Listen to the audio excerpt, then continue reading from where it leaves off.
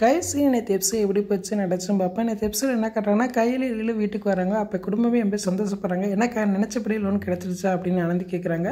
அப்போ கையில் சொல்கிறாங்க கடைசி நேரத்தில் லோன் கிடைக்காதுன்னு சொல்லிட்டாங்க, உங்களை நம்பில லோன் கொடுக்க முடியாதுன்னு சொல்லிட்டாங்க அப்படின்னு சொல்கிறாங்க. அதை கேட்டு குடும்பமே அதிர்ச்சியாகிறாங்க. அப்போ கையலோட அம்மா சொல்கிறாங்க, சரி கையில் இந்த பேங்க்கில் என்ன வேறு பேங்க் நம்ம லோன் கேட்டு அப்ளை பண்ணி வாங்கிக்கலாம், இதவே நினச்சிக்கிட்டு இருக்காங்க அப்படின்னு சொல்கிறாங்க. அப்போ எலியே சொல்கிறாரு, அது மட்டும் இல்லை அந்த நேரம் எங்கள் அம்மா வந்து கையில் அப்படி அசிங்கப்படுத்திட்டாங்க, அது என்னால் தாங்கவே முடியல அப்படின்னு சொல்கிறாங்க. அப்புறம் அவங்க அம்மா ஃபீல் பண்ணுறாங்க. சொல்லிட்டு எலியில் அப்படியே ரூம்குள்ளே போயிடுறாரு. இப்போ கையில் அதை நினச்சி அப்படியே ஃபீல் பண்ணி அழுகிறாங்க. நான் என்ன பாவம் பண்ணேன், எனக்கு மட்டும் இப்படி நடக்குது அப்படின்னு சொல்லிகிட்டு இருக்காங்க. அப்போ தனமாக அவங்க அம்மா ஆறுது சொல்லிகிட்டு இருக்காங்க.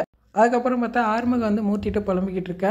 இப்போ தான் கையில் சிஸ்டருக்கு வேலைலாம் போச்சு, உனக்கு கேட்ரிங் ஆர்டரும் இல்லாமல் போச்சு, இப்போ எழிலுக்கும் லோன் கிடைக்கல, நம்ம என்ன செய்ய போகிறோம் அப்படின்னு சொல்கிறாங்க. ஏதாவது ஒன்று வழி பண்ணுவோம் அப்படின்னு சொல்லி அவங்க புலம்பிக்கிட்டு இருக்க மாதிரி கட்டுறாங்க. அதுக்கப்புறம் பார்த்தா வேதவல்லியும் விக்னேஷும் வண்டியில் போய்கிட்டு இருக்கா. அந்நேரம் வண்டி பிரேக் டவுன் ஆகிடுது. கார் ரிப்பேர் பார்த்துக்கிட்டு இருக்காங்க. அந்நேரம் தற்செயலில் தனமலிங்கமும் வடிவும் அங்கனத்த வழியாக காரில் வர்றாங்க. அவங்கள பார்த்தோன்னே பேசுகிறாங்க.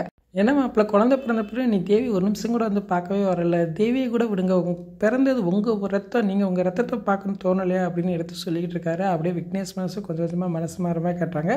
கடைசியில் வேதவழி வந்து இப்போ எதுக்கு தேவையெல்லாம் வந்து பேசிக்கிட்டு இருக்கீங்க, உங்கள் வேலையை பார்த்துட்டு போங்க அப்படின்னு சொல்லி விக்னேஷை கூப்பிட்டு போயிடுறாங்க. அப்போ வடி வந்து தர்மலிங்க சத்தப்படுறாங்க, இங்கே பாருங்கள், என் கருமடி உங்களை அசிங்கப்படுத்துகிற என்னால் பார்க்கவே முடியாது, இதுதான் ஃபஸ்ட்டு லாஸ்ட் ஆக்கணும், இதுக்கு மேலே நடந்துச்சுன்னா அவ்வளோதான் அப்படின்னு அவங்களுக்கு கோப்புறமே காட்டுறாங்க. அப்படியே எபிசோட் முடிச்சிட்டாங்க. நாளைக்கு எபிசோட் எப்படிங்க பார்த்து பேசுவோம். இந்த வீடியோ பிடிச்ச மட்டும் லைக் கொடுங்க. தேங்க்யூ.